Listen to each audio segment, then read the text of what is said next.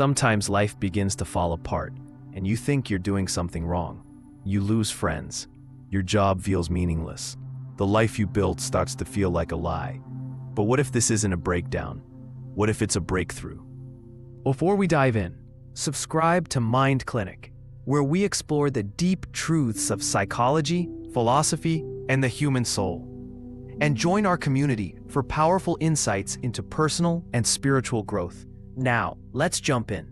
Carl Jung once hinted at something profound. There are signs your soul is rising, but no one ever told you what they look like. Have you felt distant from your old life, like the world you once knew no longer fits? Like you're walking through fog, unsure of the path, yet something deep inside quietly insists, keep going. What if I told you this chaos isn't a sign that you're lost, but proof that you're being reborn? Jung didn't just study the psyche, he mapped the journey of the soul, and if these signs sound familiar, your soul may be awakening. Part 1. The fear and price of letting go. This process is terrifying because it requires sacrifice before there is proof of reward. But the very presence of this fear, and your decision to keep going anyway, is proof that you are on the right path. Letting go is the price of becoming. You can't awaken and stay the same. You can't carry your old life into a new level of consciousness. You can't hold on to every attachment and still become whole. Something has to die. Carl Jung didn't mean literal death. He meant ego death. The shedding of false identities, illusions, and outdated coping mechanisms. The ego resists this because its job is survival and maintaining structure. But your soul doesn't want mere survival. It wants truth, and truth always demands walking away from the lies you once called home. When you lose people, you find yourself. One of the most painful signs of awakening is losing people you love, not necessarily through betrayal, but through divergence. You're no longer aligned. You don't see the world the same way. You can't connect like you used to. It hurts deeply. You may question yourself. You may wonder, what if I'm wrong? But deep down, you know this loss is not punishment. It's permission. Jung believed that as we individuate, the psyche must detach from collective influences that shaped us.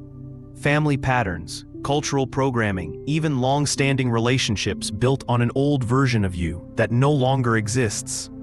When someone leaves your life as you grow, it may not be failure. It may be the cost of authenticity. Let them go with love, and let yourself rise. Part 2. The collapse of the old life. Your old life starts to crumble. Jobs, friend groups, hobbies, locations, entire identities that once defined you begin to feel wrong, like costumes that no longer fit. You feel out of place in rooms you once belonged to. You dread the roles you once chased. Even your own voice sounds foreign when you try to play the part. This is not burnout.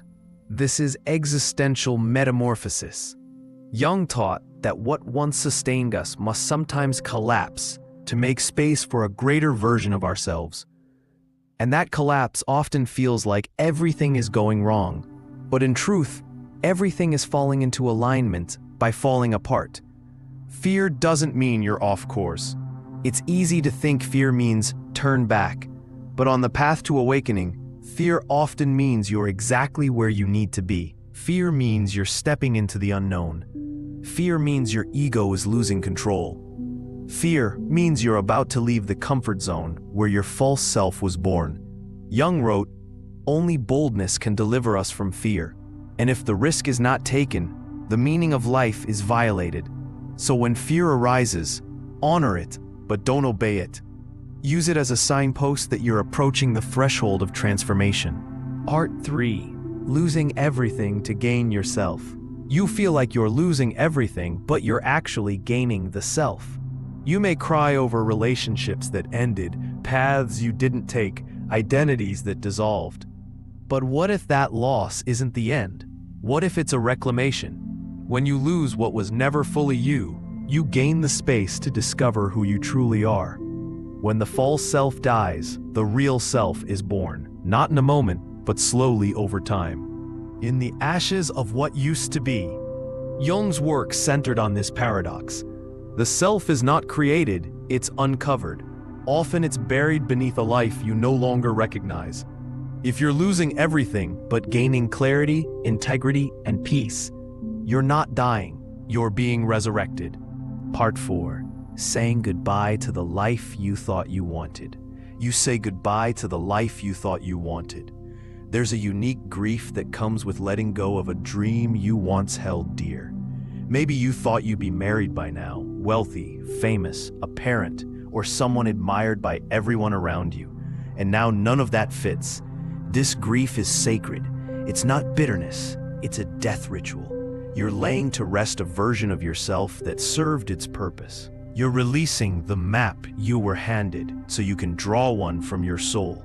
Jung emphasized that individuation means giving up the life you were told to want and listening, often for the first time, to the life that wants to be lived through you. That life will feel less glamorous but more real, less predictable but more alive. You feel alone, but you're actually surrounded. Part 5. You are not alone, you are just ahead. At this stage, you may feel like no one understands you, like you're the only one walking this path, and the silence is too much to bear. But here's the secret: you are not alone. You are just ahead.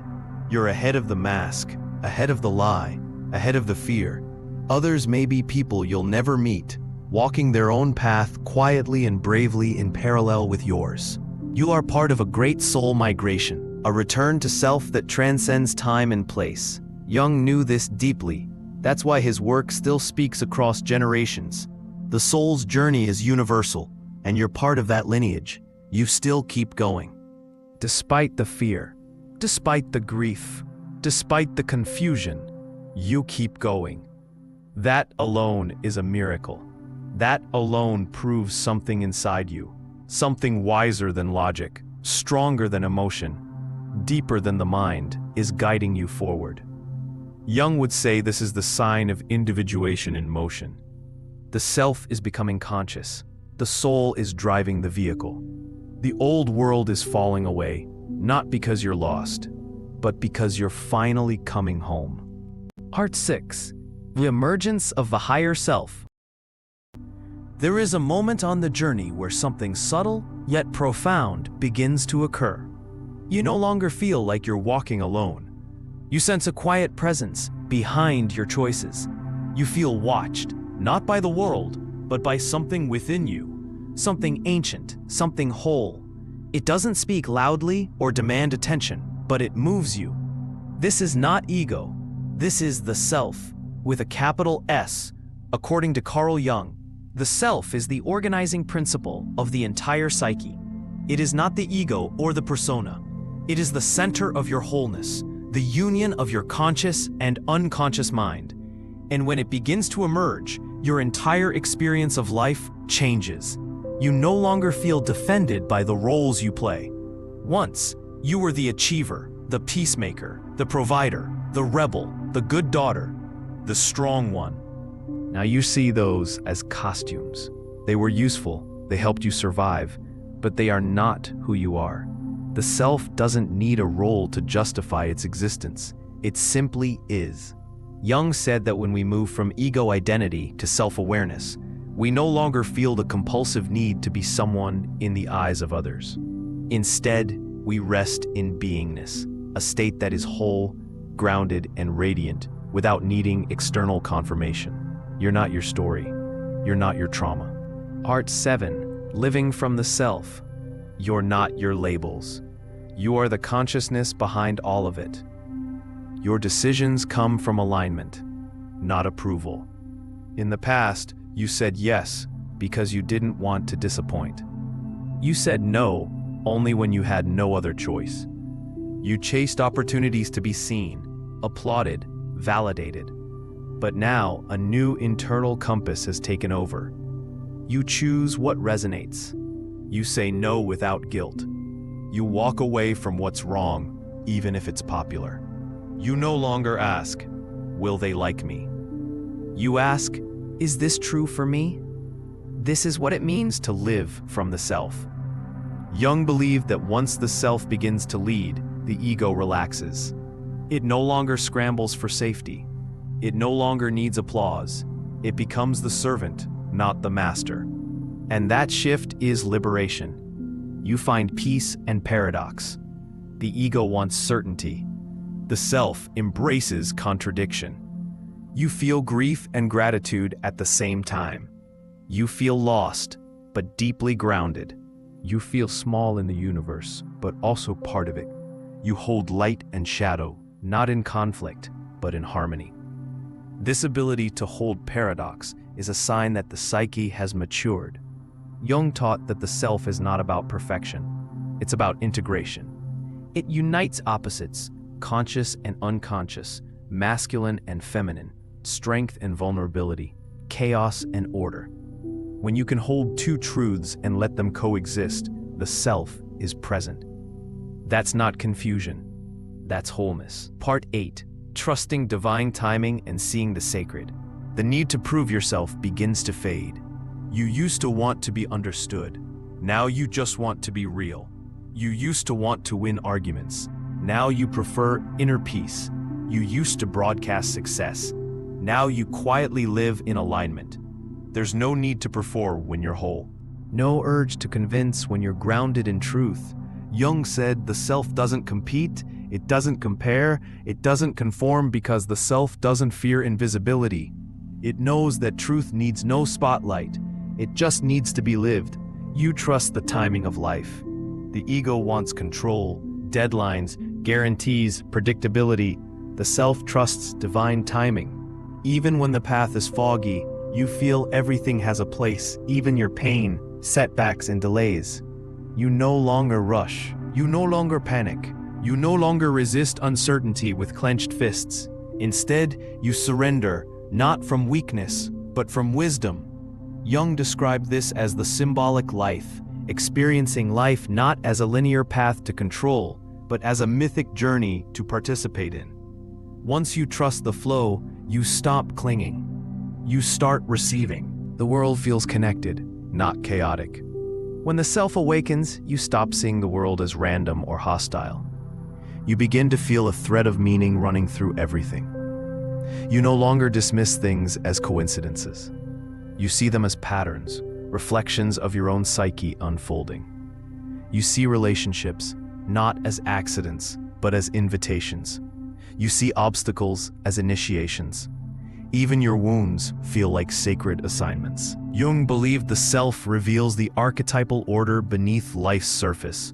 Once you glimpse that order, you walk differently, speak differently, live differently.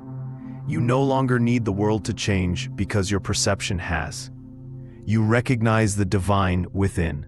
Part 9. The numinous experience and becoming unstoppable. You feel tears rise without knowing why. You feel the universe breathing through you. Jung called this the numinous experience, a moment when the self touches something beyond human logic. It's not religious dogma, it's spiritual embodiment. You realize, I am not just a person trying to reach God. I am a spark of the divine expressing itself as this human. And when you live from that awareness, you become unstoppable. Thank you for watching this deep dive into the signs your soul is awakening. If you recognize yourself in any of these stages, know this: you are not lost, you are evolving. Carl Jung once said, "The privilege of a lifetime is to become who you truly are." So keep going, even when it's hard, especially when it's hard, because the path you're walking is not ordinary, it's sacred. If this video spoke to your soul, please like, share, and subscribe to stay on this journey with us. You are not alone, and you never were. So if you feel like you're losing everything, remember this: you're not dying, you're being resurrected. Jung once said, "The privilege of a lifetime is to become who you truly are." So keep going, even when it's hard, especially when it's hard, because the path you're walking, it isn't ordinary, it's sacred.